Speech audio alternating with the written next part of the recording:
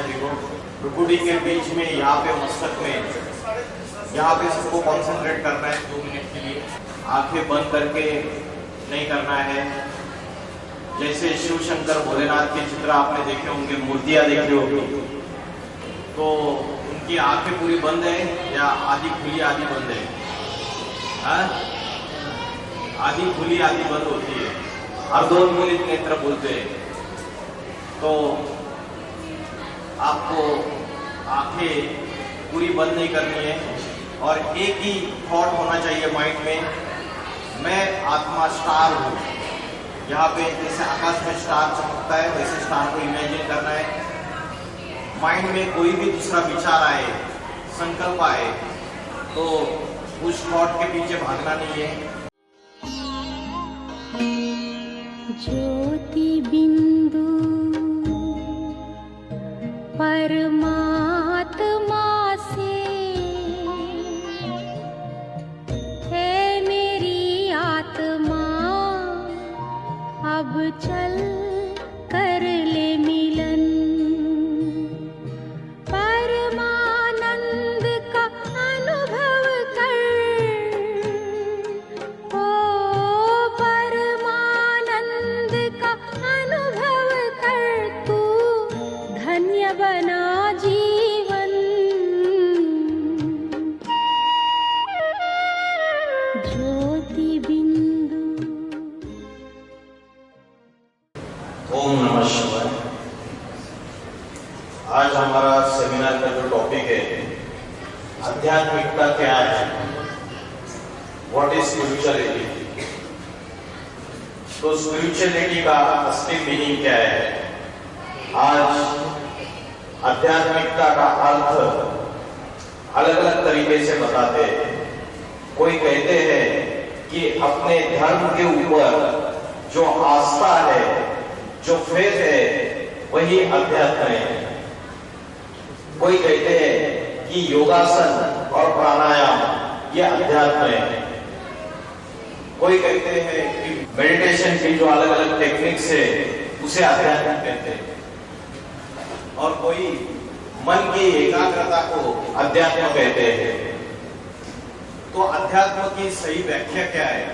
धर्म के ऊपर जो आस्था है उसे अगर अध्यात्म कहते हैं, तो आज हिंदू, मुस्लिम, क्रिश्चियन ये जितने भी धर्म हैं, ये आपस में एक दूसरे से लड़ाई झगड़ा कर रहे हैं, हिंसा कर रहे हैं। तो धर्म के ऊपर आस्था, इसको अध्यात्म नहीं कहेंगे, क्योंकि आज कोई भी संत महात्मा, कोई भी धर्म पिता, इन्होंने कभी भी हिंसा करना नहीं सिखाया। किसी धर्म में बताया कि हिंसा करो करके, किसी भी संत महात्मा ने हिंसा करना नहीं सिखाया। लेकिन आज धर्म के नाम पर हिंसा हो रही है, तो इसको अध्यात्म नहीं कहेंगे। आज जो हम लोग घर में या कहीं मंदिर में कहीं भी होम हवन होते हैं, उसमें पंडित जी आके मंत्र पढ़ते हैं, ना वो खुद उनके मंत्रों के अर्थ समझते हैं, ना जो सामने बैठे वो उन मंत्रों का अर्थ समझते हैं। तो आज हम जो कर्मकांड कर रहे हैं, जो आडंबर कर रहे हैं, उसका गहरा मीनिंग हम स्वयं नहीं जानते हैं। जो धर्म ग्रंथ है हमारा श्रीमद् भगवद गीता, उसको तो घर में अलमारी में रखा रहता है, लेकिन उसके अंदर क्या चीजें लिखी हुई है वो ना हम प्रैक्टिकली जानते हैं, ना समझते हैं, ना अपने जीवन में धारण कर पाते हैं। तो जो भी धर्म वाले अलग अलग उपासना कर रहे हैं, वो अंधश्रद्धा युक्त उपासनाएं कर रहे हैं, जिसकी वजह से आज हजारों साल से हम मंदिरों में जा रहे हैं, चर्च में जा रहे हैं, मस्जिद में जा रहे हैं, उसके बावजूद गुरुद्वारा में जा रहे हैं, उसके बावजूद दुनिया में नैतिकता और चारित्र्य और पाप बढ़ते चले जा रहे हैं और नैतिकता और चारित्र्य नीचे जा रहा है और भी नीचे गिरता जा रहा है। इसलिए धर्म के ऊपर जो आस्था है उसको सिर्फ अध्यात्म नहीं कहेंगे। उसके बाद योगासन और प्राणायाम। योगासन और प्राणायाम ये शरीर को स्वस्थ रखने के लिए योग है। इसका आत्मा से कोई संबंध नहीं, इसका मनोबल बढ़ाने से, आत्मबल बढ़ाने से, विल पावर बढ़ाने से कोई भी कनेक्शन नहीं है। तो योगासन और प्राणायाम को ही हम योग या योगा या भारत का प्राचीन राजयोग समझ बैठे। श्रीमद् भगवत गीता में जो भारत का प्राचीन राजयोग बोला है वो राजयोग अलग चीज है। जो योगासन और प्राणायाम है वो राजयोग नहीं है। ये सिर्फ शरीर को स्वस्थ रखने के लिए ये योगासन की प्रक्रिया है, तो इसको भी अध्यात्म नहीं करेंगे। रामदेव बाबा ने क्या किया, 15-20 सालों में सारे इंटरनेशनल लेवल पे योगासन प्राणायाम का प्रसार किया। आज इंटरनेशनल योग दिवस भी मनाया जाता है, लेकिन फॉरेनर्स क्या समझ रहे हैं, यही भारत का प्राचीन राजयोग है। लेकिन ये भारत का प्राचीन राजयोग नहीं है जिसको श्रीमद् भगवत गीता में वर्णन किया है। इसे भी हम आध्यात्मिकता नहीं कहेंगे। कोई कहता है मेरा माइंड का कंसंट्रेशन अच्छा है, मैं अच्छे से माइंड को कंसंट्रेट करके पढ़ाई पढ़ता हूँ, यही अध्यात्म है। ये भी गलत व्याख्या है। आज माइंड का कंसंट्रेशन अच्छा है, फिर 12th करेंगे, फिर इंजीनियरिंग करेंगे, फिर माइंड का कंसंट्रेशन गायब हो जाएगा। जो आध्यात्मिकता है, मेडिटेशन के जो अलग अलग आर्टिफिशियल टेक्निक्स है उसको आध्यात्मिकता समझ लेते हैं। आज मार्केट में आप मेडिटेशन के नाम पे एक पैसा कमाने का धंधा बना के रखा हुआ है। बोलते हैं आंखें बंद करो, नाक के नासिकाग्र के ऊपर ध्यान लगाओ, कभी बोलते हैं श्वासों के ऊपर ध्यान लगाओ, बोलते हैं काला प्रकाश दिखेगा, फिर लाल प्रकाश दिखेगा। अलग अलग मेडिटेशन के टेक्निक सिखाते हैं। ये सारे आर्टिफिशियल मेडिटेशन के टेक्निक्स है। माँ जो होती है, बच्चा अमेरिका चला जाता है तो माँ बच्चे को आंखें बंद करके पालथी मार के बैठ के याद करती है क्या, या नेचुरल याद आती है? नेचुरल आती है ना? या माँ बच्चे को याद करने के लिए उसका फोटो देख के याद करती है क्या? नहीं ना। माँ बच्चे को याद करना है तो उसके नाम का जाप करती है क्या? विद्या विद्या विद्या विद्या, ऐसे जाप करके बच्चे को याद करती है क्या? माँ कोई गाना बजाती है क्या, और वो गाना बजाने के बाद बच्चा उसको याद आता है क्या? या माँ कोई डांस करती है उसके बाद वो बच्चा याद आता है क्या? ये सारे आर्टिफिशियल टेक्निक्स है जो आज समाज में चल रहा है। परमात्मा को याद करने के लिए हम लोग क्या करते हैं? गाने बजाते, ढोल मजीरे बजाते, डीजे बजाते, डांस करते हैं, फिर भी वो याद नहीं आता है। तो आज जो उपासना चल रही है, भक्ति चल रही है, वो अंधश्रद्धा युक्त भक्ति चल रही है, इम्प्योर भक्ति चल रही है। इम्प्योर फॉर्म है भक्ति का। जो सात्विक भक्ति होती है, शास्त्रों में बोला है, जोग जुगति जब मंत्र प्रभाव, फले तबही जब करे दुराऊ। ये जो जुगति मंत्र, इनका तभी प्रभाव निकलता है जब उसको गुप्त में किया जाता है। आज दिखावा करके हो रहा है, सब कुछ हो रहा है ना। और प्यार तो है ही नहीं उस परमात्मा के प्रति, स्नेह है ही नहीं। जिससे प्यार होता है, जिससे मोहब्बत होता है, जिससे स्नेह होता है, वो स्वतः ही याद आता है। उसके लिए ये सब कुछ चीजों की जरूरत नहीं है आर्टिफिशियल। तो आध्यात्मिकता का सही अर्थ क्या है? ये योगासन प्राणायाम को भी आध्यात्मिकता नहीं कहेंगे। मेडिटेशन के जो आर्टिफिशियल टेक्निक्स है इसको भी आध्यात्मिकता नहीं कहेंगे। मन की एकाग्रता को आध्यात्मिकता नहीं कहेंगे, और ना ही धर्म के ऊपर जो आस्था है उसको आध्यात्मिकता कहेंगे। श्रीमद् भगवत गीता जो सर्वशास्त्र शिरोमणि है, सभी धर्म ग्रंथों का माय बाप है, mother of all the scriptures. Shrimad Bhagavad Gita स्वयं भगवान वाच है। बाकी कोई भी धर्म ग्रंथ में ये नहीं बोला कि भगवान वाच। भगवान वाच मतलब भगवान ने स्वयं गीता का ज्ञान दिया है। कोई मनुष्य मात्र ने, कोई मनुष्य गुरु ने, कोई संत महात्मा ने नहीं दिया है। तो श्रीमद् भगवत गीता में बोला है अध्यात्म विद्या विद्या नाम। ये अध्यात्म विद्या जो है ये सर्व विद्याओं में सर्वश्रेष्ठ विद्या है। आज इंजीनियरिंग बनाने की विद्या है, डॉक्टर बनाने की विद्या है, वकील बनाने की विद्या है, अलग अलग प्रकार की विद्या है। इन सभी विद्याओं में जो सर्वश्रेष्ठ विद्या है वो अध्यात्म विद्या है। अध्यात्म का अर्थ है अधि आदि माना अंदर और आत्मा, आत्मा के अंदर का जो ज्ञान है वो अध्यात्म है। आज हम जो पढ़ाई पढ़ रहे हैं, इस पढ़ाई को बोलते हैं भौतिक पढ़ाई, सेकुलर एजुकेशन। एक होता है सेकुलर एजुकेशन और दूसरा होता है स्पिरिचुअल एजुकेशन। स्पिरिचुअल एजुकेशन माना उसमें आत्मा की नॉलेज, परमात्मा की नॉलेज, मन को कैसे एकाग्र करे, मन को कैसे कंट्रोल में रखे, आत्मबल कैसे बढ़ाए, मनोबल कैसे बढ़ाए, ये नॉलेज। तो आज कोई भी स्कूल, कॉलेज, यूनिवर्सिटी ये नॉलेज नहीं पढ़ा रही है, इसका ज्ञान नहीं दे रही है। तो श्रीमद् भगवद गीता में बोला है अध्यात्म विद्या विज्ञानम। ये अध्यात्म विद्या सभी विद्याओं में सर्वश्रेष्ठ विद्या है। तो आज शरीर को कोई बीमारी हो जाती है तो किसके पास जाते हैं आप? डॉक्टर के पास जाते हैं। लेकिन अगर मन बीमार हो गया, डिप्रेशन है, टेंशन है, स्ट्रेस है, एंजाइटी है, अलग अलग प्रकार की समस्या है, तो मन अगर बीमार हो जाता है तो मन को ठीक करने के लिए कोई डॉक्टर नहीं है। जो मनोविकार है वो आज बढ़ते चले जा रहे हैं सभी के अंदर। छोटे बच्चे से लेकर बूढ़े तक किसी का भी मन एकाग्र नहीं है।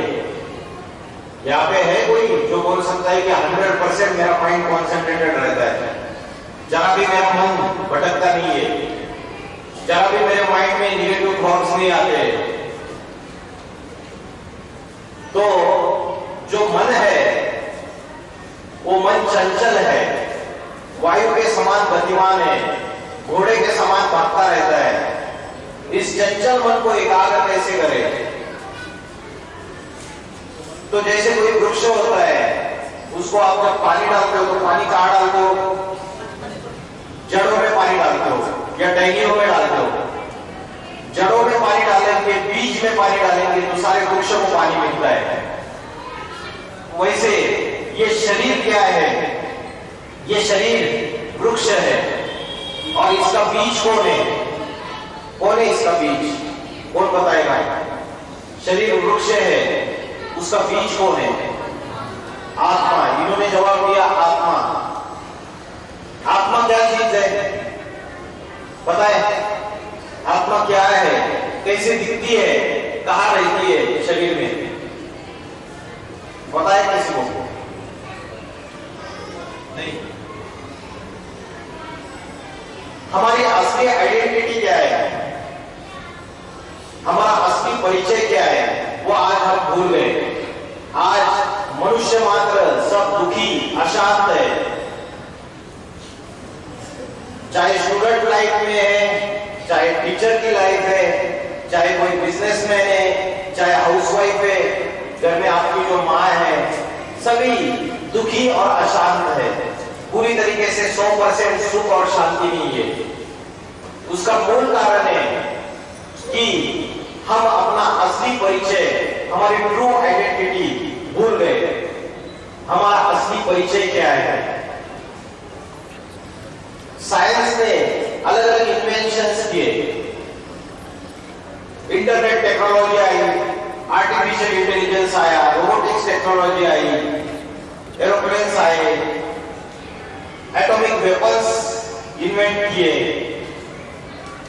चंद्रमा के साउथ पोल पे जाके पहुंच गए, बहुत सारी टेक्नोलॉजी डेवलप हुई। लेकिन साइंस एक पहेली का हल नहीं ढूंढ पाई। वो पहेली क्या है? Who am I? मैं कौन हूं? उसकी वजह से क्या हुआ? ये बड़े बड़े साइंटिस्ट, बड़े बड़े इंटेलेक्चुअल्स, आईएएस ऑफिसर कौन होते हैं पता है किसी को? आईएएस ऑफिसर, हाँ,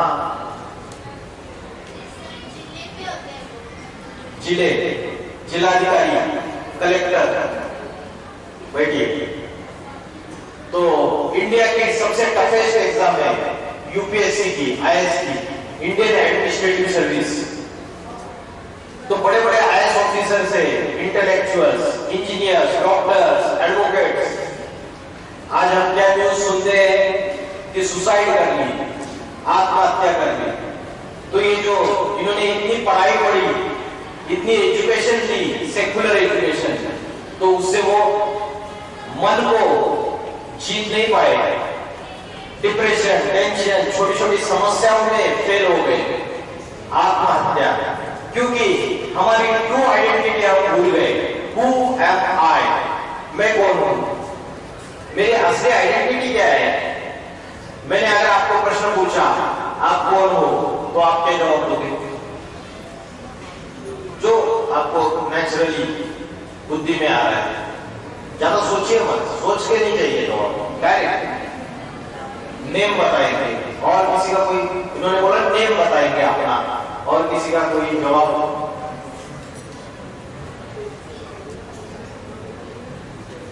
तो मैंने प्रश्न पूछा तो इन्होंने जवाब दिया कि मैं डॉक्टर हूं, फिर इन्होंने जवाब दिया मैं हिंदू हूं, उन्होंने जवाब दिया मैं मुस्लिम हूं, उसने जवाब दिया मैं बिहारी हूं, उसने जवाब दिया मैं पंजाबी हूं।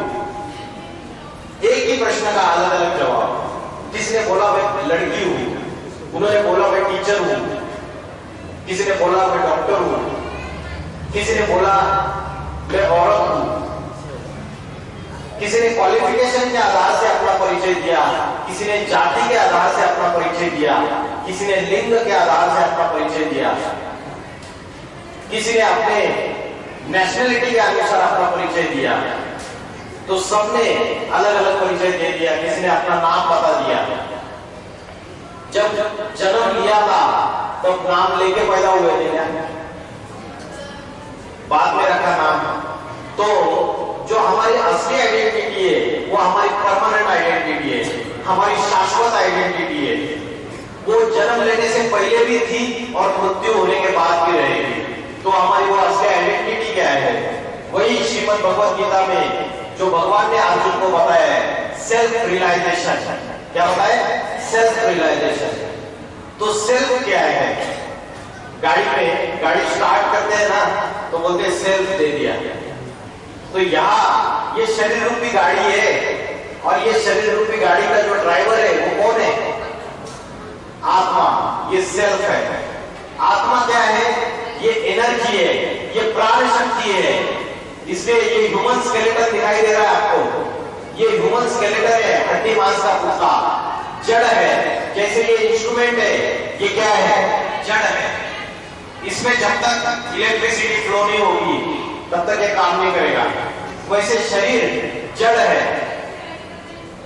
जब तक उसमें प्राण शक्ति, ऊर्जा, एनर्जी, आत्मशक्ति, आत्मा प्रवेश नहीं करेगी तब तक आंखों से देख नहीं सकते, कानों से सुन नहीं सकते, मुंह से बात नहीं कर सकते। तो जब कोई व्यक्ति मर जाता है तो आप बोलते हैं अरे वो जो राजू भाई थे ना, वो कुर्सी में बैठे थे, अभी चले गए, वो ऊपर चले गए, चल बसे। क्या चला गया? शरीर तो वही का वही है। किसके लिए बोला राजू भाई चले गए? आत्मा के लिए बोला। तो आत्मा जो है वो एनर्जी है, प्राण शक्ति है। ये हमारी असली आइडेंटिटी है। मरने के बाद हम रोते रहते हैं, या तो जमीन में गाड़ देते हैं या जला देते हैं शरीर को, लेकिन आत्मा जो है वो एक सेकंड में दूसरी मां के गर्भ में प्रवेश कर जाती है। आत्मा चैतन्य शक्ति है। आत्मा अजर, अमर, अविनाशी है। शरीर विनाशी है। आत्मा इमॉर्टल है, कभी मरती नहीं है। शरीर मॉर्टल है। तो हमारी ट्रू आइडेंटिटी है वो प्राण शक्ति, हमारी असली आइडेंटिटी है। आज हम उसको भूल गए, और उसको भूलने के कारण हम क्या समझ बैठे? मैं कौन हूं? शरीर हूं। I am the body.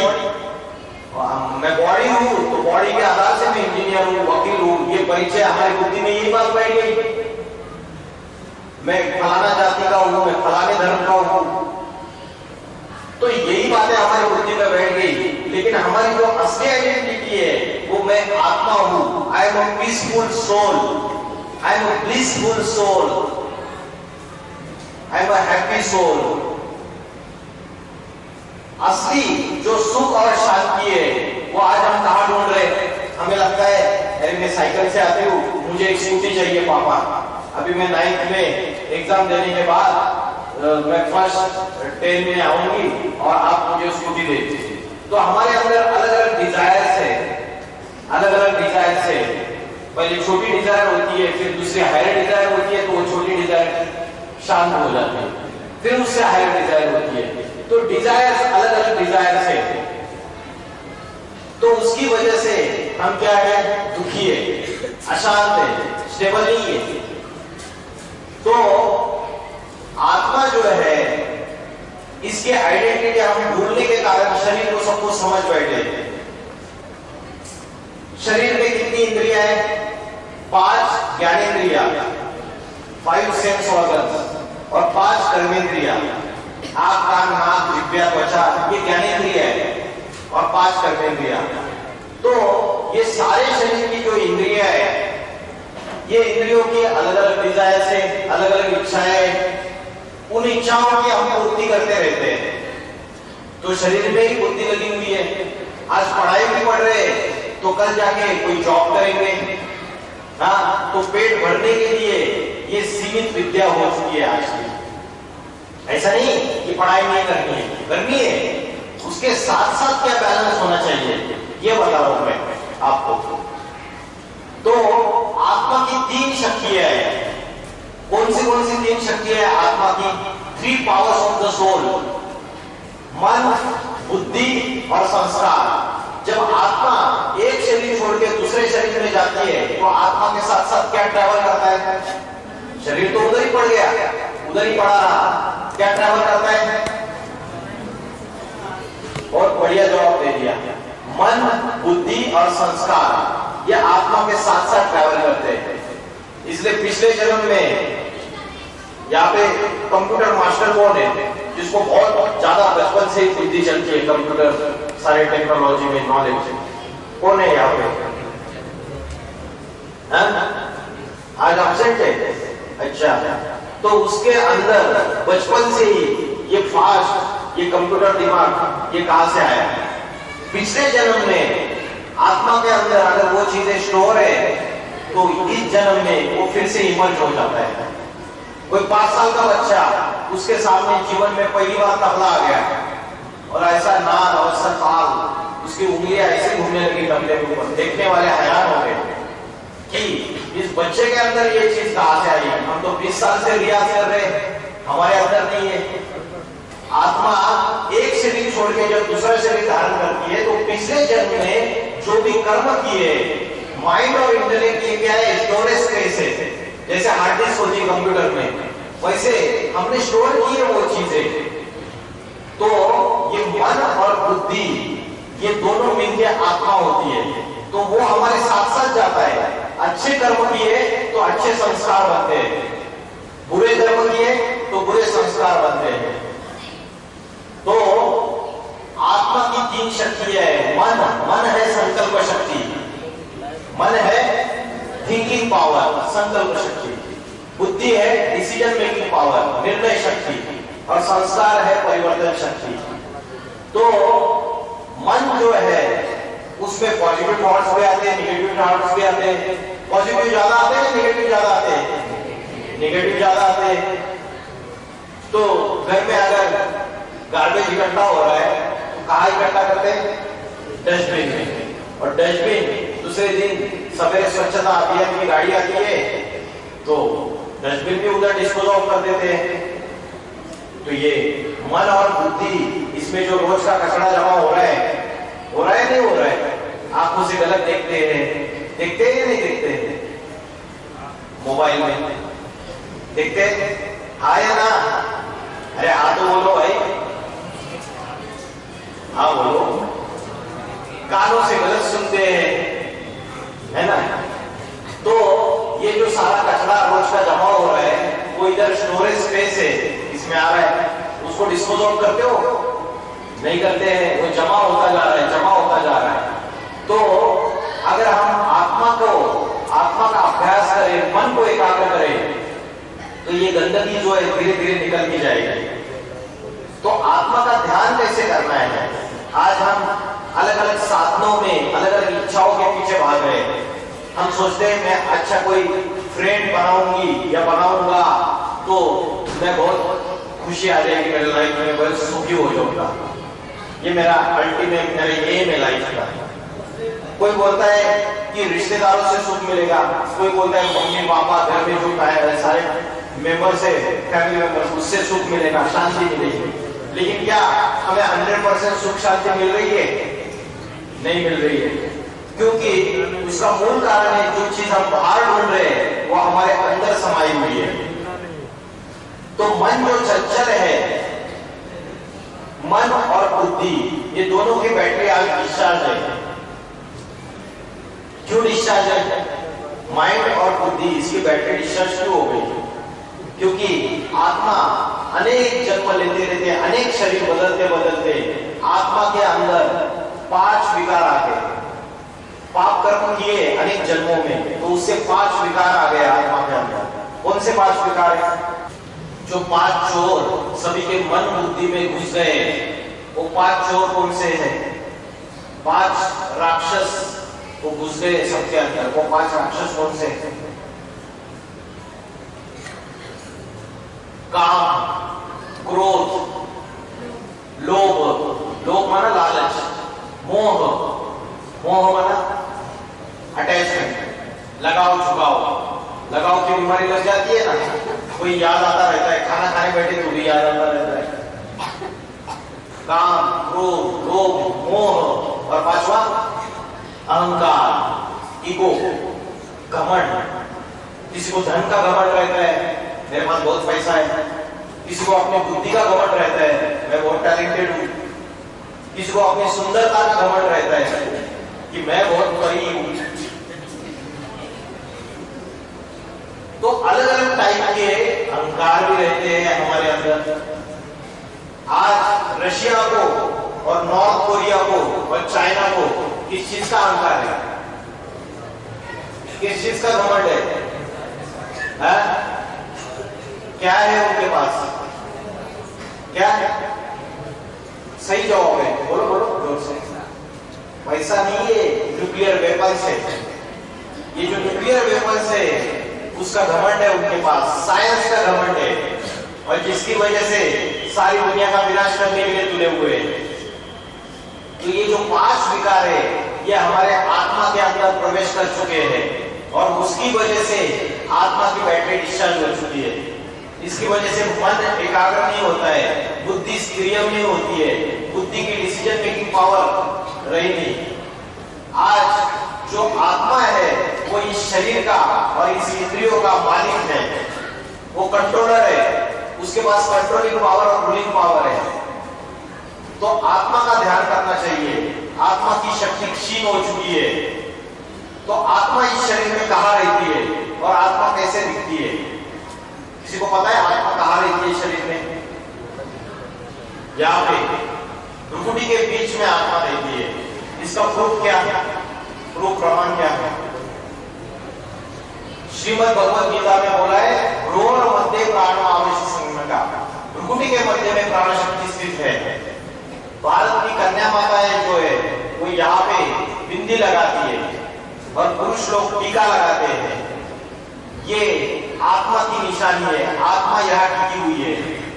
जब भारत के ऋषि मुनियों को द्वापर युग में ये पता चला कि मनुष्य बॉडी कॉन्शियसनेस में आ रहा है, क्या आ रहा है? बॉडी कॉन्शियसनेस में आ रहा है, तब ये बिंदी लगाने की और टीका लगाने की परंपरा शुरुआत हो गई।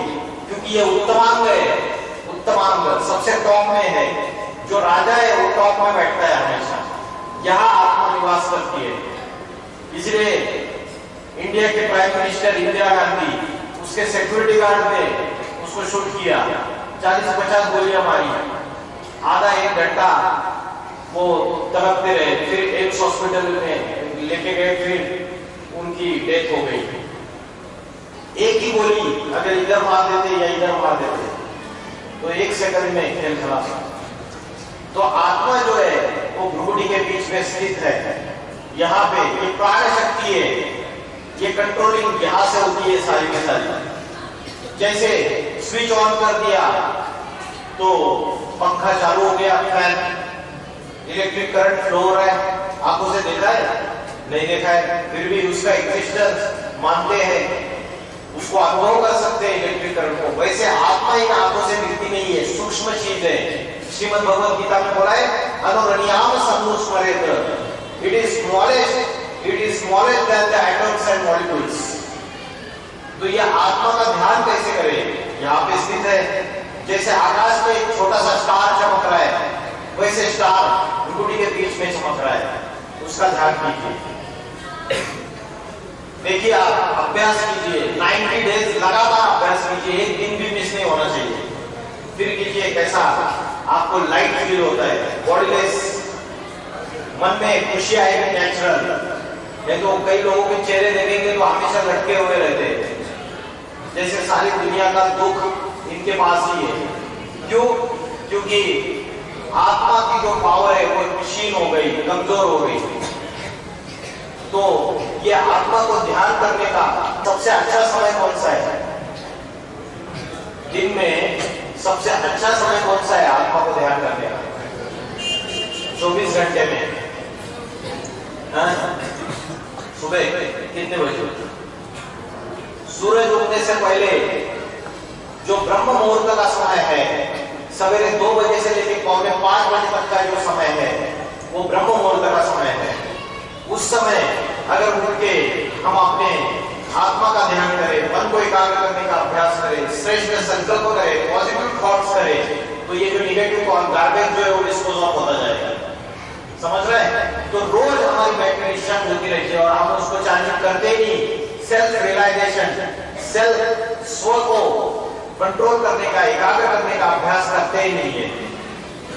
तो सवेरे 4 बजे उठ जाइए, 4 बजे से लेकर आधा घंटा आत्मा का ध्यान कीजिए। फिर कोई अच्छा सत्संग, अच्छी नॉलेज, ज्ञान जो परमात्मा का ज्ञान है वो सुनिए 1 घंटा, तो सारी पॉजिटिव थॉट्स अंदर आ जाएंगे, डिवाइन वर्चूज आ जाएंगे। अभी डेमोनिक वर्चूज है हमारे अंदर, ज्यादा बढ़ते जा रहे हैं, डिवाइन वर्चूज अंदर आ जाएंगे, दैवी गुण आ जाएंगे। तो आत्मा जो है वो शरीर का कंट्रोलर है, भ्रुकुटी के बीच में स्थित है, अति सूक्ष्म ज्योति बिंदु स्वरूप है, point of light, it is just like point of light. तो मोटर गाड़ी जो है उसके ड्राइवर का भोजन अलग है और गाड़ी का भोजन अलग है। वैसे गाड़ी का भोजन अलग है और ड्राइवर का भोजन अलग है। वैसे ही ये शरीर रूपी गाड़ी है और आत्मा इसका ड्राइवर है। गाड़ी का जो परफॉर्मेंस है ये ड्राइवर के ऊपर डिपेंड है और इंजन के ऊपर डिपेंड है। तो आत्मा रूपी ड्राइवर जो कमजोर हो चुका है उसको फिर से पावरफुल बनाना पड़ेगा। तो मन, बुद्धि, संस्कार, इनकी जो शक्ति है ये फिर से बढ़ानी पड़ेगी। तो श्रीमद् भगवद गीता में बोला है कि जैसे सूर्य एक जगह रह के सारी दुनिया में प्रकाश देता है, धरती के ऊपर प्रकाश देता है, वैसे आत्मा ये यहाँ पे भ्रुकुटी के बीच में यहाँ पे रहते हुए सारे शरीर की इंद्रियों को क्या देता है? ज्ञान का प्रकाश देता है। तो आज ये आत्मा की शक्ति जो क्षीण हो गई क्योंकि निगेटिव थॉट ज्यादा आ रहे हैं, आत्मा का ध्यान करने के लिए जरा भी समय नहीं देते हैं। कठोपनिषद नामक शास्त्र में एक बात आई है, आत्मानाम रथिनम विद्धि शरीरम रथमेव च। आत्मा क्या है? रथी। रथी माना क्या? पैसेंजर।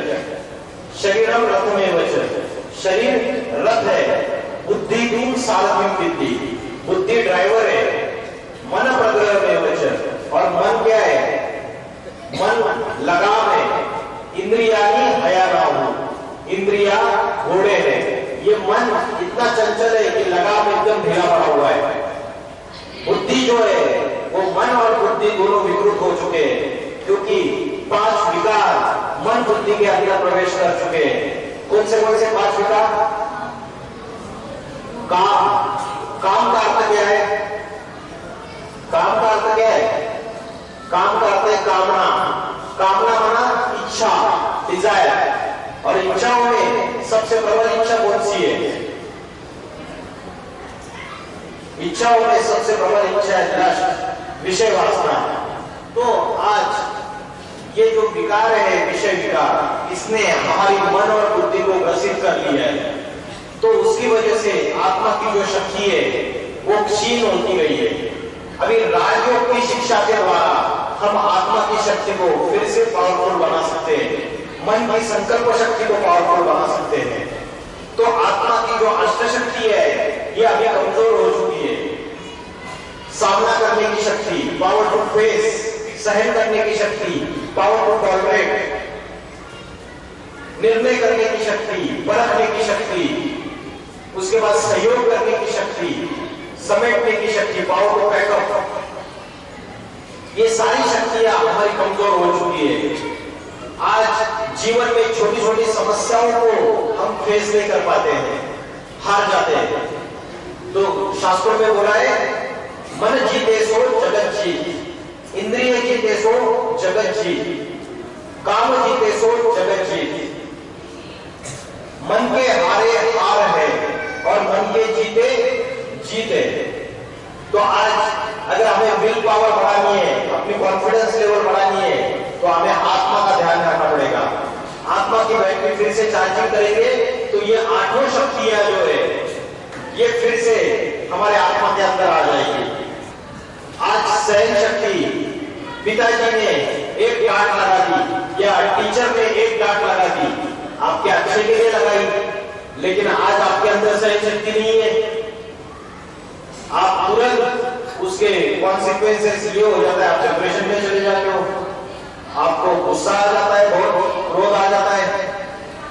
तो आत्मा के अंदर सहन शक्ति नहीं है। हम जब स्कूल में पढ़ते थे, हमें तो गलती की तो जोर से वो ये डंडी रहता है डंडा, उससे मारते थे टीचर्स, हाथ सामने तो और मारो, मारते क्या आपको टीचर्स है? अभी नहीं मानते। तो आपके अच्छाई के लिए अगर कोई आपको थोड़े समय के लिए सुधारने के लिए दायी दे रहा है, तो आज सहन शक्ति कमजोर हो चुकी है, टीम वर्क कमजोर हो गया, सहयोग करने की शक्ति। अगर टीम वर्क करेंगे तो बड़ा से बड़ा पहाड़ भी उठा सकते हैं। तो आत्मा की जो अष्ट शक्ति है ये वापस कैसे आएगी? आत्मा की अष्ट शक्तियां वापस आने के लिए हमें बार बार ये चंचल मन, अगर बार बार चंचल होता है तो उसको बार बार पॉइंट ऑफ लाइट आत्मा में स्थिर करना पड़ेगा। सवेरे से लेकर शाम तक हर 1 घंटे में आप मोबाइल का अलार्म क्लॉक सेट कर सकते हो। स्कूल में बैठे बैठे भी आप हर 1 घंटे के बाद, जैसे प्यास लगती है तो पानी पीते हैं, वैसे आपको क्या करना है, हर 1 घंटे के बाद 5 मिनट के लिए मैं पॉइंट ऑफ लाइट हूं, I am a star, I am a peaceful soul. भ्रुकुटी के बीच में वो पॉइंट ऑफ लाइट को याद करना है, आत्मा का ध्यान करना है। करके देखिए, जिसका मन दुखी अशांत है, जो ज्यादा प्रॉब्लम्स में है, माइंड भटकता रहता है, बहुत चंचल रहता है, वो प्रैक्टिस करके देखिए। रात को सोते समय भी 15 मिनट प्रैक्टिस करके सो जाइए, ठीक है? तो अर्जुन भगवान को पूछते हैं, अर्जुन तो धनुर्धारी था, महारथी था, कमांडर इन चीफ। तो अर्जुन क्या पूछता है, मेरा मन बार बार चंचल होता है, बहुत बलवान है, बहुत हठी है, ऑब्स्टिनेट, इस चंचल मन को मैं कैसे एकाग्र करूं? तो भगवान ने जवाब दिया, अभ्यास तो कौन्तेय वैराग्येन च क्रियते। बार बार इस चंचल मन को एकाग्र करने का अभ्यास कर। अभ्यास कौन सा? योगाभ्यास। योग क्या है? योग का अर्थ क्या है? किसको पता है? योग माना क्या? योग माना कनेक्शन, संबंध। जैसे माँ अपने बच्चे को याद करती है, बच्चा अमेरिका में, तो ये क्या है? कनेक्शन है, बुद्धि का योग है। मोबाइल का नेटवर्क फेल हो जाता है, वीडियो कॉलिंग लग नहीं रही है, लेकिन उसको बच्चे को पता चल जाता है कि माँ ने मुझे याद किया, 7 समुद्र पार में। तो ये वाइब्रेशन की पावर है, ये मन की शक्ति है, संकल्पों की शक्ति है। आज ये शक्ति कमजोर हो गई है हमारी। आज हम साधनों में, ये मोबाइल, ये इन चीजों में फंस गए, उसकी वजह से हमारी जो असली पावर है उसको हम भूल गए पूरी तरीके से।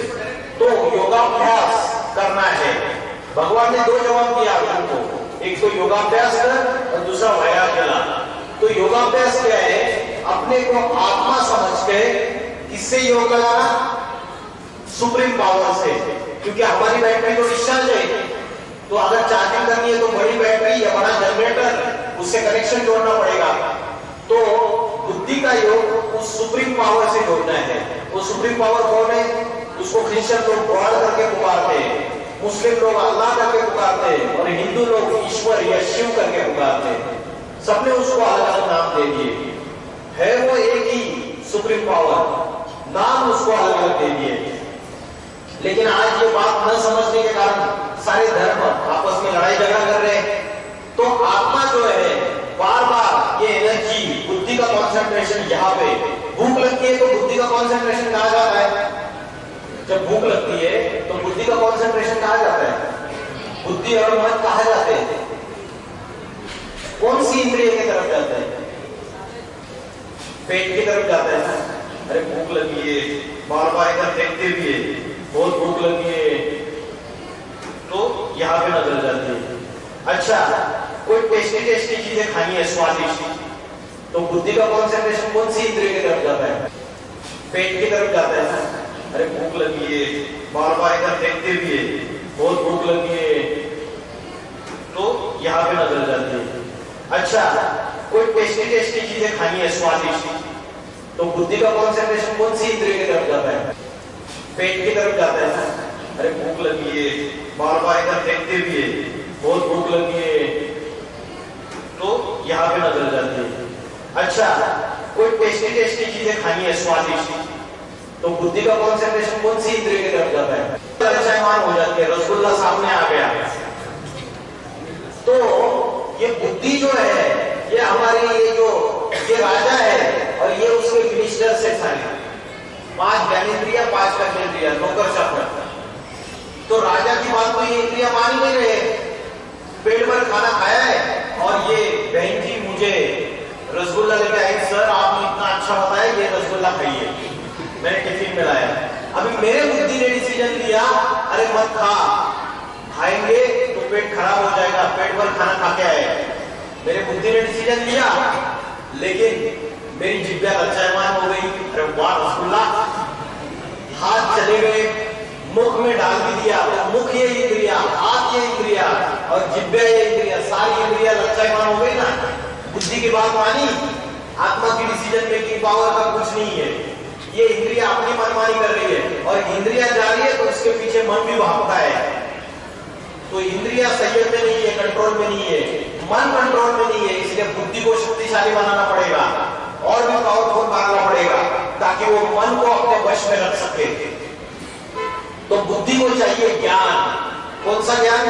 और बुद्धि का कनेक्शन होना चाहिए सुप्रीम पावर से, तब ये बैटरी पावरफुल हो जाएगी। और ज्ञान कौन सा चाहिए? आध्यात्मिक ज्ञान, आत्मा की नॉलेज, परमात्मा की नॉलेज, उससे बुद्धि शक्तिशाली होगी और इंद्रियों को वश में करेगी। तो श्रीमद् भगवद गीता ने बोला है इंद्रियाणि पराण्याहु। इंद्रिया बड़ी प्रबल है और प्रबल माना पावरफुल है। इंद्रियाणि पराण्याहु, इंद्रियों पे परमनः, और इस इंद्रियों से भी पावरफुल है, सेंस ऑर्गन से भी पावरफुल क्या है? मन है। मन वस्तु परा बुद्धि, माइंड से भी पावरफुल बुद्धि है। यो बुद्धि पर सस्तुषा, इसका मतलब बुद्धि से भी पावरफुल, बुद्धिमानों का बुद्धि, इंटेलेक्चुअल ऑफ द इंटेलेक्चुअल्स। कौन है? ये जो बड़े बड़े साइंटिस्ट है, फिलोसोफर्स है, वकील, डॉक्टर, इंजीनियर, इनसे भी बुद्धिमान कौन है? इनसे भी बुद्धिमान है परमात्मा, सुप्रीम पावर, सुप्रीम सोल। हम आत्मा है, सोल, वो सुप्रीम सोल है, वो उनसे भी बुद्धिमान है। क्योंकि उस परमात्मा के अंदर इस सारी सृष्टि की आदि, मध्य और अंत की नॉलेज है। बिगिनिंग कब हुई इस दुनिया की? किसी को पता है ये वर्ल्ड शुरुआत कब हुआ और इसका एंड कब है? इसका विनाश काल कब है? फिर से नई सृष्टि कब चालू होगी? न्यू वर्ल्ड कब स्टार्ट होगा? इसकी नॉलेज सिर्फ परमात्मा के पास है, सुप्रीम पावर के पास है, बाकी किसी मनुष्य मात्र के पास नहीं है। तो परमात्मा से बुद्धि का अगर योग जोड़ेंगे, उससे कनेक्शन करेंगे तो हमारी बुद्धि पावरफुल होगी। शास्त्रों में बोला है, जहां सुमति वहां संपत्ति नाना, जहां कुमति तहां कुपति विधाना। सुमति, मति माना क्या? मति माना बुद्धि, सुमति माना जिसकी बुद्धि अच्छी है, सुंदर बुद्धि है, पॉजिटिव थॉट्स आते हैं, वहां संपत्ति नाना, उसके पास सुख, ऐश्वर्य, धन, संपत्ति, सारी चीजें अपने आप आएगी, लोग भी मिलेंगे उसको। जहां कुमति क्या है? कोई गलत संगत लग गई और कोई नशा करना चालू कर दिया, कोई गलत चीजों में चले गए, गलत बातों में चले गए, तो जहां कुमति तहां विपत्ति निधाना। विपत्ति माना प्रॉब्लम्स, ढेर सारी समस्याएं, ढेर सारे ऑब्स्टेकल्स आएंगे लाइफ में। तो जब हम मन को एकाग्र करने का, आत्मा का ध्यान करने का अभ्यास करते हैं, तो हमें जो सुख मिलता है वो अतीन्द्रिय सुख है। अतीन्द्रिय सुख का अर्थ है बियॉन्ड ऑर्गन्स। अभी जो इंद्रियों से हम सुख भोगते हैं वो अल्पकाल का सुख है। कैसा सुख है? अल्पकाल का, मोमेंटरी हैप्पीनेस है। लेकिन जब आप आत्मा का ध्यान करके परमात्मा को याद करोगे तो वो जो सुख है वो परमानेंट हैप्पीनेस है, अतीन्द्रिय सुख है, बियॉन्ड ऑर्गन्स। तो आज जो आत्मा के अंदर के जो दैवी गुण है, डिवाइन वर्चुअल्स है, वो हमारे शरीर में, उसकी जगह राक्षसी वृत्तियों ने लिया है। श्रीमद् भगवत गीता में 16 चैप्टर नंबर 16 है, 16वां अध्याय। अगर 16वां अध्याय को आप स्टडी करेंगे, भगवत गीता किसी ने पढ़ी है? कोई है यहाँ पे जिसने भगवत गीता पढ़ी है? भगवत गीता पढ़ी है? किसी ने नहीं पढ़ी आज तक? मैडम ने पढ़ी है, मैडम ने हाथ ऊपर किया। और किसी ने पढ़ी है? 16वां अध्याय पढ़ी है। मैं आपके टीचर्स को बोलूंगा, आपको चैप्टर नंबर 16 में डिवाइन वर्चुअस क्या है और डेमोनिक वर्चुअस क्या है, राक्षसी वृत्तियां कौन सी है और दैवी गुण कौन से है। अभय सत्व संशुद्धि, ज्ञान योग व्यवस्थिता, दान दमश्च यज्ञश्च, स्वाध्याय स्तव आर्जवम्। अभय माना फियरलेसनेस, निर्भय, सच्चाई से, जो सच्ची बात रहती है वो डंके की चोट पे कहना, इसको बोलते हैं अभय। सत्व संशुद्धि, मन और बुद्धि की पवित्रता, मन और बुद्धि की क्लीनलीनेस, अभय सत्व संशुद्धि। करते हैं क्या सफाई मन बुद्धि की? नहीं करते। ज्ञान योग व्यवस्थिता, ज्ञान कौन सा ज्ञान? अध्यात्म ज्ञान, परमात्मा के द्वारा दिया जाने वाला ज्ञान। योग व्यवस्थिता, जो योग माना बुद्धि का योग, आत्मा के सुप्रीम पावर से। दानम दमश्च यज्ञश्च, दान, किसका दान? धन के दान से, द्रव्य के दान से। सबसे बड़ा दान कौन सा है? ज्ञान दान जो है सबसे सर्वश्रेष्ठ दान है। आपके अंदर अगर कोई अच्छा आध्यात्मिक ज्ञान आ गया, अच्छे विचार आ गए, वो जब आप दूसरों को बांटते हैं उसको बोलते हैं दान। दानम दमश्च, दमश्च माना इंद्रियों को कंट्रोल करना, अपने ऑर्गन्स को कंट्रोल में रखना, दमन। दानम दमश्च यज्ञश्च, स्वाध्याय स्तव आर्जवम्। स्वाध्याय का अर्थ क्या है? स्व माना आत्मा, सेल्फ, और उसका अध्ययन करना, उसको लर्न करना, उसका ध्यान करना, ये स्वाध्याय। तो ये डिवाइन वर्चुअज है। अहिंसा, सत्य, अक्रोधस त्याग, शांति अपैशुनम, दया भूतेषु लोलत्वम, माधवम धीरचापलम। अहिंसा, अहिंसा का अर्थ क्या है? किसी को दुख न देना, ये भी अहिंसा है। हम वाचा से किसी को गाली देते हैं, लात के लिए आगे करके जोर जोर से चिल्ला के डांट लगा देते हैं, ये भी हिंसा है। अहिंसा, अगर मन से किसी के प्रति हमने गलत थॉट्स किए, मन से, मन बीज है ना, बीज में मन में पहले विचार आता है, फिर वाचा में आता है, फिर कर्मों में आता है। पाप कर्म कैसे होता है? उसकी शुरुआत मन से होती है। तो मन को अगर सुधारोगे तो सारा वृक्ष सुधर जाएगा। तो मन से अगर दूसरे के प्रति गलत विचार किए, गंदे विचार किए, निगेटिव थॉट्स किए, तो वो भी दुख देना हो गया मन। उसके बाद वाचा और कर्म, गलत कर्म किए तो वो भी दुख देना हो गया। इसको बोलते हैं अहिंसा। ये अहिंसा की सूक्ष्म व्याख्या है। अहिंसा, सत्य, सवेरे से लेकर शाम तक हम कितना झूठ बोलते हैं सभी को। अक्रोध माना क्रोध न करना, गुस्सा न करना। शांति, अपैशुनम, पैशुनम माना दूसरों के अवगुण देखना, दूसरों की बुराइयां देखना, ये भी राक्षसी गुण है। अगर आप दूसरों की बुराइयां न देख के स्व का चिंतन करें तो वो अच्छा ही है। पर चिंतन पतन की जड़ और स्व चिंतन उन्नति की सीढ़ी। तो आत्मा के 3 शत्रु कौन से हैं जिसकी वजह से हमारे डिवाइन वर्चूज चले गए और राक्षसी वृत्ति आ गई? कौन से 3 शत्रु आत्मा के? श्रीमद् भगवद गीता में बोला है काम, क्रोध और लोभ, ये तीनों नरक के द्वार खोलने वाले हैं। त्रिविधस्य नरकस्य इदं द्वारं नाशनम् आत्मना कामो क्रोधस्तथा लोभः तस्मात् एतत्त्रयं त्यजेत्। इन तीनों को त्याग देना चाहिए। They are gateway of the hell. Hell को, नरक का दरवाजा खोलने वाले हैं। काम, क्रोध और लोभ। जब व्यक्ति को बहुत गुस्सा आता है तो क्या करता है? वो अपने घर के बर्तन ही फोड़ देता है, अपने घर का फर्नीचर तोड़ देता है, तो डिस्ट्रक्शन ही करता है। तो ये तीनों के तीनों विकार ये आत्मा के शत्रु है। गीता में बोला है ये महापाप कराने वाले हैं, काम और क्रोध, और इसको दुश्मन समझो, इसको वैरी समझो। तो अभी सृष्टि में जो 4 युग है, ये सृष्टि का जो ड्रामा है, चक्र है, ये गोल गोल घूमता रहता है। जैसे वाटर साइकिल है, वैसे ये सृष्टि का चक्र है। 4 युग कौन से हैं? बताइए। ये स्वस्तिक का जो चिन्ह है, ये 4 युगों का प्रतीक है। ये 4 युग जो रिपीटेशन होता रहता है, एज इट इज ये ड्रामा का साइकिल रिपीट होता रहता है। ये 4 युग कौन से हैं? सतयुग, त्रेता युग, द्वापर युग और कलयुग। अभी कौन सा युग चल रहा है? नहीं, रॉन्ग। अभी चल रहा है घोर द्वापर युग। तो कलयुग की भी अति चल रही है।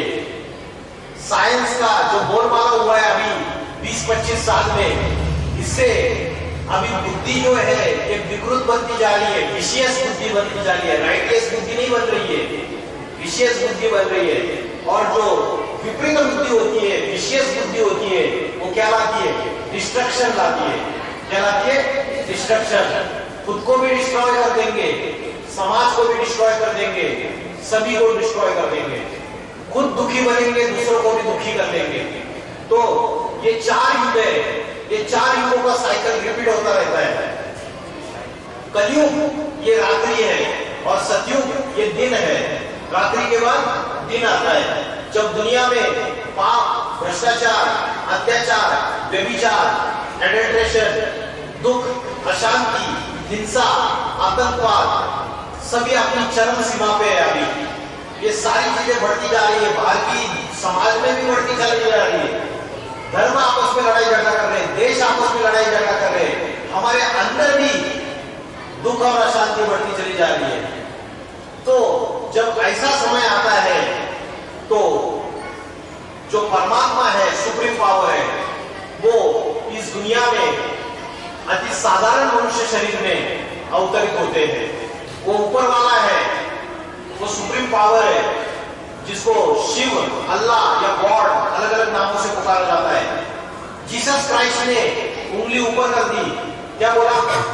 Supreme soul lives in the supreme abode. Guru Nanak जी ने उंगली ऊपर कर दी, एक ओंकार निराकार निर्भय अकाल मूर्त है, बोला ना। तो परमात्मा का उन्होंने संदेश दिया। ये जितने भी बड़े बड़े धर्म संस्थापक हैं, उन्होंने एक गॉड का मैसेज दिया, भगवान का। लेकिन इतने संत महात्मा, इतने रिलीजियस फादर्स आने के बावजूद ये दुनिया सुधरी नहीं। इसमें नैतिकता और चारित्र्य नीचे गिरते गए। दुनिया में पाप, भ्रष्टाचार बढ़ता चला गया। आज करप्शन अपनी एक्सट्रीम लेवल पे है, सारी चीजें एक्सट्रीम लेवल पे है। तो ऐसे समय जो ऊपर वाला है, परमात्मा शिव, वो इस सृष्टि पे अवतरित होने की जरूरत है या नहीं है? हम सब उसके बच्चे हैं। अभी वो पिता है हमारा, जगत पिता जगन्नाथ। अगर हम बच्चे दुखी है तो पिता स्वयं इस सृष्टि पे आना चाहिए, हमारा दुख दूर करना चाहिए। हम दुखी है, अशांत है, 5 विकारों के चक्र में फंसे हुए, तो हमें विकारों से भी मुक्ति देना चाहिए। तो परमात्मा को बोला है लिबरेटर, इसलिए बोलते हैं God father is liberator and guide. सुना है आपने, सदगति दाता। तो कब उसने सदगति की, कब इस दुनिया को विकारों से और दुख दर्दों से मुक्ति दी, कब सैल्वेशन दिया, वो समय कौन सा है? वो समय है कलयुग का अंत समय और सतयुग की शुरुआत। उन दोनों के बीच का 100 इयर्स, 100 इयर्स का जो समय है उसको बोला है संगम युग। क्या बोला है? कन्फ्लुएंस एज, संगम युग। उस समय परमात्मा जो है वो स्वयं इस सृष्टि पे आके अति साधारण मनुष्य शरीर में प्रवेश करते हैं, जिसकी यादगार में हम एक त्योहार मनाते हैं, महाशिवरात्रि। महाशिवरात्रि का जो त्योहार है उसमें शिव के अवतरण की बात है इस सृष्टि पे। राम का जन्मदिन रामनवमी के रूप में मनाते हैं, कृष्ण का जन्मदिन कृष्ण जन्माष्टमी के रूप में मनाते हैं, लेकिन शिव के अवतरण को महाशिवरात्रि वर्ड यूज क्यों किया? रात्रि क्यों बोला और महारात्रि क्यों बोला? कोई जवाब देगा? अभी बताया ना मैंने, कलयुग क्या है? रात्रि है। तो जब दुनिया में भोर और रात्रि में क्या होता है? डार्कनेस, अंधकार, darkness of wisdom, darkness of knowledge. किस चीज का नॉलेज और किस चीज का विजडम? आत्मा की नॉलेज, सेल्फ की नॉलेज, परमात्मा की नॉलेज। उस चीज का कमी हो जाती है। तो ऐसी अज्ञान अंधकार की रात्रि जो है, जो पापों की रात्रि है, दुनिया में दुख अशांति की रात्रि है, उस समय परमात्मा शिव इस सृष्टि पे अवतरित होते हैं, जिसके लिए बोला है ज्ञान सूर्य प्रगटा अज्ञान अंधेर विनाश। तो डार्कनेस, रात्रि के बाद दिन आता है, सवेरा आता है। तो नई दुनिया जो है वो सतयुग है, उसको बोलते हैं गोल्डन एज। वहां दुख और अशांति नहीं रहेगी, वहां 100% सुख शांति नहीं रहेगी, सुख शांति रहेगी। कोई चोर नहीं रहेंगे, कोई डकैती नहीं रहेगी, किसी भी प्रकार का दुख नहीं रहेगा, कोई बीमारियां नहीं रहेगी। तो ऐसा जो युग है वो राम राज्य बोलो उसको या सतयुग बोलो, तो वो सतयुग की दुनिया अभी आने वाली है। और स्वयं परमात्मा सद्गुरु बन के, टीचर बन के, परम शिक्षक बन के सृष्टि पे अवतरित होते हैं, अति साधारण मनुष्य शरीर में आते हैं। हम उसको पहचान नहीं पाते हैं, लेकिन वो जो नॉलेज देते हैं उस नॉलेज के आधार से आप पहचान सकते हैं कि सिवाय परमात्मा के, सिवाय सुप्रीम पावर के ये नॉलेज कोई नहीं दे सकता। तो आपने शिव शंकर भोलेनाथ का एक चित्र देखा रहेगा, जिसमें शिव शंकर भोलेनाथ बैठे हुए और सप्तर्षि, जो सप्तर्षि है उनसे पढ़ाई पढ़ रहे हैं। तो बोला है गुरु ब्रह्मा, गुरु विष्णु, गुरु देवो महेश्वर, गुरु साक्षात पर ब्रह्मा, तस्मै श्री गुरुवे नमः। तो वो गुरुओं का भी बड़ा गुरु है, सदगुरु है, महेश्वर माना शिव शंकर भोलेनाथ। तो कभी तो आके उन्होंने राजयोग की शिक्षा पढ़ाई रहेगी। जो राजयोग की शिक्षा क्या है? भगवान आके स्वयं सिखाते हैं राजयोग की शिक्षा। जो बड़े बड़े राजा हैं उनके अंदर जो विल पावर आई वो स्वयं परमात्मा ने उनके आत्मा के अंदर डाली है। छत्रपति शिवाजी महाराज, सुना है नाम? छत्रपति शिवाजी महाराज वो छोटे से जागीरदार के बेटे थे, शाहजी के। एक ही जन्म में ऐसा पुरुषार्थ करते हैं कि एक ही जन्म में वो हिंदवी स्वराज्य के सम्राट बन जाते हैं। बाबर जो था वो सेना में छोटा सा सिपाही था और एक ही जन्म में ऐसा पुरुषार्थ करते हैं कि सिपाही से सम्राट बन जाते हैं। उसके बाद महाराणा प्रताप अकबर के सामने कभी झुकते नहीं है। बाकी जितने भी राजपूत राजा है वो सर झुका देते हैं, लेकिन महाराणा प्रताप जंगल में जाते घास की रोटियां खाते हैं, लेकिन सम्राट अकबर के सामने कभी झुकते नहीं है। श्रीमद् भगवद गीता में बोला है स्वधर्मे नित्यम श्रेया परधर्मे भयावह। अपने धर्म में मर जाना अच्छी बात है, लेकिन पर धर्म स्वीकार नहीं करना चाहिए। तो ये जो विल पावर है, ये कॉन्फिडेंस है, इतनी बड़ी एक ही जन्म में जो उपलब्धि उन्होंने प्राप्त की, ये उनके अंदर किसने डाला? उनके आत्मा के अंदर ये संस्कार कब डाला और किसने डाला? तो स्वयं परमात्मा आके कलयुग के अंतिम समय में, संगम युग में राजयोग की शिक्षा पढ़ाते हैं, जिससे राजाएं तैयार होते हैं। तो राजयोग की शिक्षा क्या है? ये व्यक्ति दिख रहा है, ये आत्मा का ध्यान कर रहा है और परमात्मा को याद कर रहा है। इसका बुद्धि का योग सुप्रीम पावर से कनेक्टेड है। ये जिस आसन पर बैठा है वो 4 पिलर्स के ऊपर सपोर्टेड है। 4 पिलर्स ने सपोर्ट किया है। वो 4 पिलर्स कौन से? पहला पिलर है ब्रह्मचर्य। ब्रह्मचर्य माना मन की पवित्रता, वाचा की पवित्रता और कर्मों की भी पवित्रता। दूसरा पिलर है शुद्ध अन्न, प्योर फूड। जैसे खाओगे अन्न वैसे बनेगा मन, जैसे पियोगे पानी वैसे होगी वाणी। As a food so the mind. और तीसरा है दैवी गुण, डिवाइन वर्च्यूज। और चौथा है सत्संग, सत्य का संग। सत्य कौन है? बोलते सत्यम शिवम सुंदरम। एक शिव ही 100% सत्य है। बोला है God is one, God is truth. तो उस सुप्रीम पावर से हमारा बुद्धि का कनेक्शन होना चाहिए। आज बुद्धि का कनेक्शन किससे? हमारा कार्टून शो देखेंगे, दिन भर वो वीडियो गेम्स देखेंगे, वो उसको मार रहा है, 100 लोगों को, 1000 लोगों को शूट कर रहा है। ये बुद्धि का कनेक्शन है हमारा। बुद्धि लोग ऐसी चीजों में जा रहा है। नहीं तो वो शॉर्ट्स देखते रहेंगे, वो टिकटॉक देखेंगे। ये जो इन चीजों से बुद्धि में कचरा जमा हो रहा है, कूड़ा करकट जमा हो रहा है। तो हमारा बुद्धि का योग तो सुप्रीम पावर से होना चाहिए।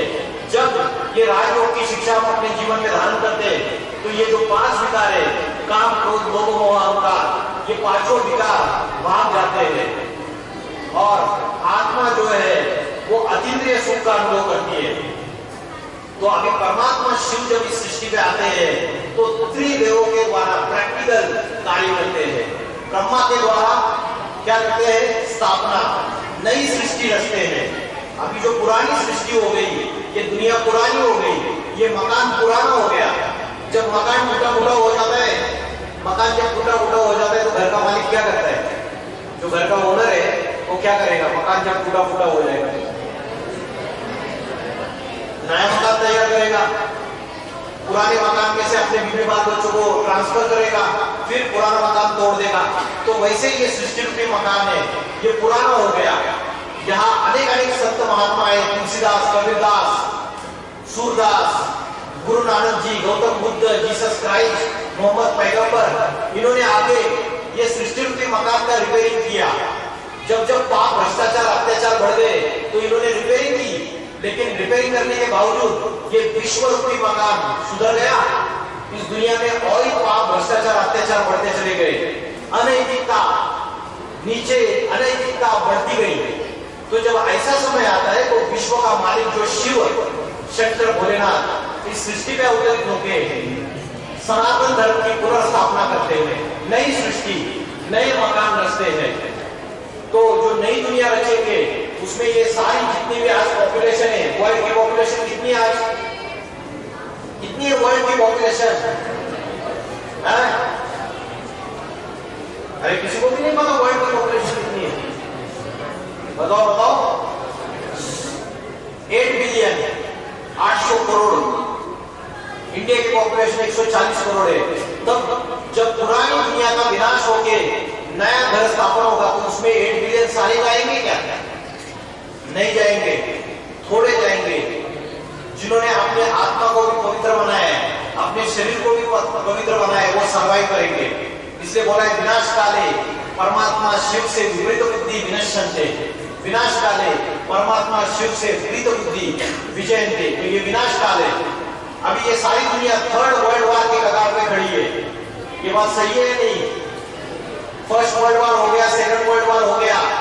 आज से 80 साल पहले एटम बॉम्ब इस दुनिया में नहीं थे, एटॉमिक वेपन्स दुनिया में नहीं थे। Atom bomb, who is the father of atom bomb? Who has invented atom bomb? किसी को भी नहीं आता है। एटम बॉम्ब का इन्वेंशन किसने किया? अभी मूवी आई है 1.5 महीने पहले, 1.5-2 महीने पहले हॉलीवुड में मूवी आई है ओपेनहाइमर। रॉबर्ट ओपेनहाइमर जो है उसने एटम बॉम्ब का इन्वेंशन किया 1945 में। 2nd वर्ल्ड वॉर में हिरोशिमा नागासाकी के ऊपर फर्स्ट एक्सप्लोजन हुआ। पता है ये बात?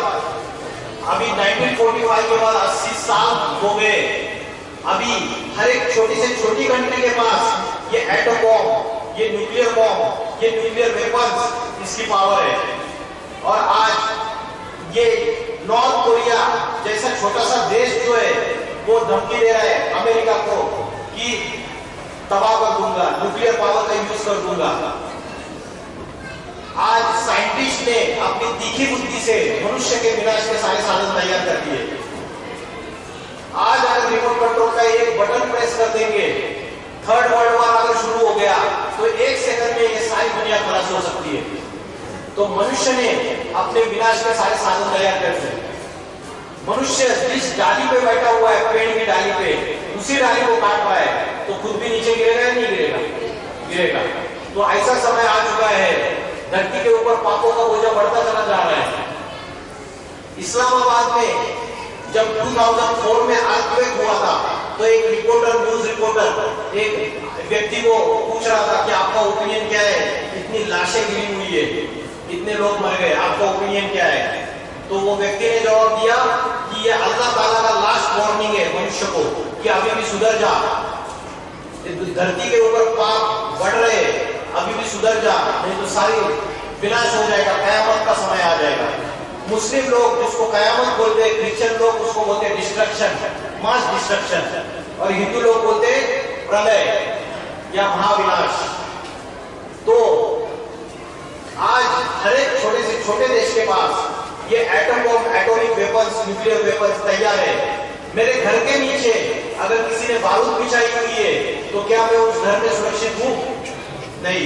वैसे ही इस विश्व में आज सब जगह, समुद्र में, आकाश में, धरती पर ये एटॉमिक वेपन्स, न्यूक्लियर मिसाइल्स ये तैनात है।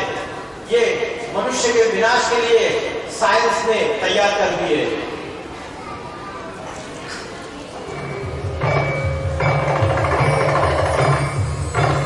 जब बड़े बड़े भूकंप आएंगे तो 70-70, 80-80 मंजिल बिल्डिंग्स ताश की पत्तों की जैसे नीचे गिर जाएंगे।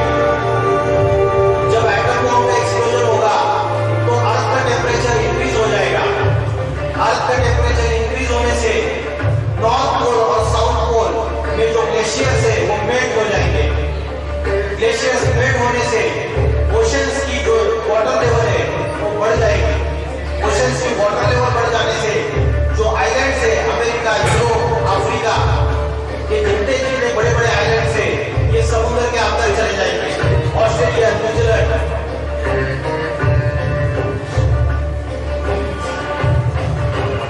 हिंदू मुस्लिम आपस में दुश्मनी बढ़ती चली जा रही है। आगे चल के सिविल वार होंगे,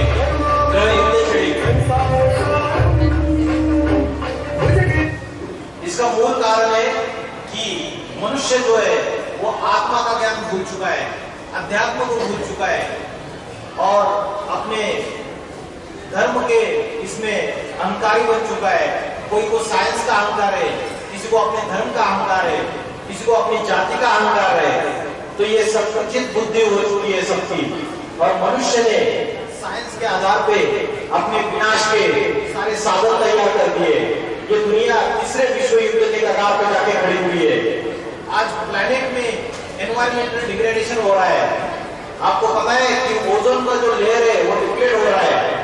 सूर्य के जो अल्ट्रावायलेट रेज है वो डायरेक्ट धरती पे आएंगे। नासा ने रिपोर्ट दिया है कि अर्थ का टेम्परेचर इंक्रीज हो चुका है। अभी जब एटम बम का एक्सप्लोजन होगा तो अर्थ का टेम्परेचर और बढ़ेगा। उससे क्या होगा, जो ग्लेशियर्स है नॉर्थ पोल और साउथ पोल के वो मेल्ट होंगे, अभी भी मेल्ट हो रहे हैं। नासा की रिपोर्ट है, आप गूगल में जाके स्टडी कीजिए। और अगर मेल्ट होंगे तो ओशंस का जो वाटर लेवल है वो बढ़ जाएगा। वाटर लेवल बढ़ने से बड़े बड़े शहर जो समुद्र के किनारे बसे हुए, बड़े बड़े islands, America, Australia, New Zealand, Japan, Europe, ये सारे के सारे समुद्र के अंदर चले जाएंगे। बॉम्बे, जो शहर समुद्र के किनारे बैठे हुए हैं। एक भारत अविनाशी खंड है जो हिमालयन रेंज से प्रोटेक्टेड है। सिर्फ उत्तर भारत की धरती है वो अविनाशी खंड है, उसका कभी विनाश नहीं होता। क्यों?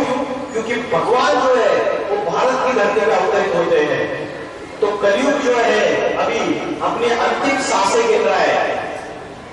कोरोना में पेशेंट्स को कहां पे डालते थे? वेंटिलेटर पे। तो आज ये सारी दुनिया वेंटिलेटर पे बैठी हुई है, अपनी अंतिम सांसें गिन रही है। और भारतवासी जो है वो कुंभकर्ण की मुद्रा में सोए हुए हैं। उनको पता ही नहीं है कि परमात्मा शिव अति साधारण मनुष्य तन में ये सृष्टि पे अवतरित हो चुके हैं और सनातन धर्म का, आदि सनातन धर्म की फिर से ज्ञान सुना रहे हैं। दुनिया में बड़े बड़े वर्ल्ड पीस कॉन्फ्रेंस हो रहे, विश्व शांति सम्मेलन हो रहे, अहिंसा सम्मेलन हो रहे, नोबेल प्राइज दिया जाता है, लेकिन क्या दुनिया में शांति स्थापन हो पा रही है? क्या दुनिया में पीस एस्टेब्लिश हो रहा है? बताइए। वर्ल्ड पीस कॉन्फ्रेंस हो रहे बड़े बड़े, लेकिन क्या दुनिया में शांति स्थापन हो पा रही है? नहीं हो पा रही है। रशिया और यूक्रेन की वार पिछले 1.5 साल से चल रही है।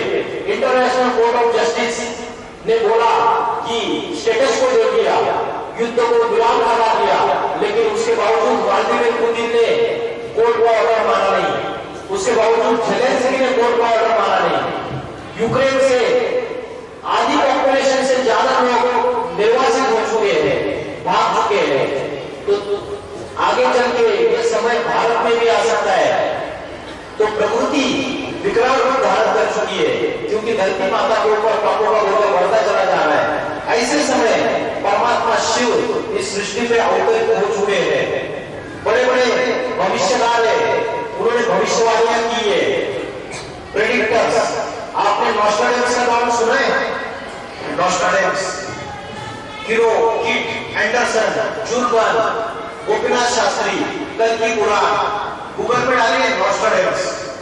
नॉस्ट्राडेमस ये बड़ा भविष्यकार है, उसने बड़ी बड़ी भविष्यवाणियां की है जो सच साबित हुई है। ये जो बड़े बड़े भविष्यकार है, इन्होंने भविष्यवाणियां की है कि 21वीं शताब्दी में, 21st सेंचुरी में उत्तर भारत से, उत्तर प्रदेश से एक ऐसे महापुरुष का अवतार होगा, वो ऐसी आध्यात्मिक क्रांति लाएगा, ऐसा आध्यात्मिक संगठन तैयार करेगा, ऐसा राजयोग की शिक्षा देगा कि जिसके सामने दुनिया की बड़ी बड़ी महासत्ताएं नतमस्तक हो जाएगी। वो एक जाति, एक धर्म, एक राज्य, एक राजधानी, एक भाषा स्थापन करेगा, अनेक धर्मों का विनाश करेगा। वो आत्मा का ज्ञान इस सारी सृष्टि में लाएगा, और इस आत्मा का ज्ञान जो बड़े बड़े इंटेलेक्चुअल्स है, वो लोग भी इस बात को एक्सेप्ट करेंगे कि आत्मा का ज्ञान ही सर्वश्रेष्ठ ज्ञान है।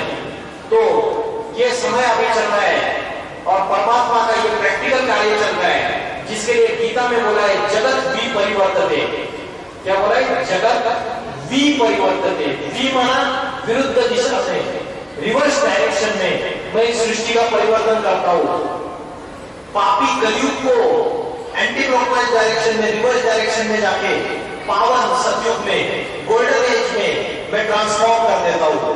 तो गीता में बोला है मेरी अध्यक्षता में, मेरी लीडरशिप में मैं इस सृष्टि का परिवर्तन करता हूं। आज के पॉलिटिकल लीडर्स, आज के संत महात्मा है, धर्म पिता है, इस सृष्टि का परिवर्तन नहीं कर सकते जब तक भगवान इस सृष्टि पे अवतरित होके सत्य ज्ञान, सत्य गीता का ज्ञान सुना के आत्मा में परिवर्तन ला सकता है, इस सृष्टि को पावन बना सकता है। तो ये कार्य आध्यात्मिक विश्वविद्यालय द्वारा चल रहा है। और उत्तर प्रदेश में फरुखाबाद जिले में अति साधारण अनुष्ठान में परमात्मा का ये कार्य शुरुआत हो चुका है। अभी शीघ्र ही नई दुनिया सतयुग आने वाला है, लक्ष्मी नारायण का राज्य आने वाला है, जिसमें एक जाति, एक धर्म, एक भाषा, एक राज्य स्थापन होगा, शाश्वत सुख और शांति का राज्य होगा, जिसको हिंदू लोग स्वर्ग बोलते हैं या वैकुंठ बोलते हैं, क्रिश्चियन लोग उसको पैराडाइज या हेवन बोलते हैं, और मुस्लिम लोग जिसको जन्नत बोलते हैं। ये प्रैक्टिकल इसी धरती के ऊपर स्थापन होगा। इतना बोल के मैं रुकता हूँ। ओम नमः शिवाय।